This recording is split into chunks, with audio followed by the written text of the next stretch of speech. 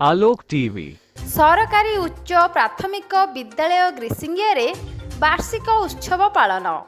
आदिवासी अधुषित कंधमाल जिलार घु उदयगिरी ब्लॉक अंतर्गत ग्रीसिंगिया स्थित सरकारी उच्च प्राथमिक विद्यालय रे बुधवार दिन वार्षिक उत्सव धूमधाम रे पालन हो जाइछि।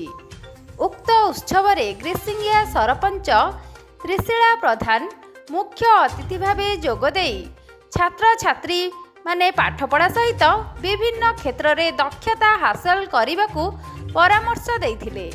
मुख्य वक्ता भावे अतिरिक्त गोष्ठी शिक्षा अधिकारी मिहिरकांत प्रधान जोग देइथिबा बेले सम्मानित अतिथि भावे अतिरिक्त गोष्ठी शिक्षा अधिकारी छाटोई मोतीलाल राय, अवसर प्राप्त अतिरिक्त गोष्ठी शिक्षा अधिकारी वैकुंठनाथ साहू, अवसर प्राप्त प्रधान शिक्षक अक्षय कुमार शतपथी, पंच शाखा शिक्षा सेतु सभापति राधाकृष्ण चौधरी, विद्यालय परिचालना कमिटी सभापति रिंकू नायक प्रमुख जोग देइथिया बेले सभापतित्व करथिले भारप्राप्त प्रधान शिक्षयित्री अलकाबाला नायक, सह शिक्षयित्री लिपिका प्रधान विवरणी पठन करथिबा बेले मंच परिचालना करथिले सीआरसीसी रश्मिता महाराणा।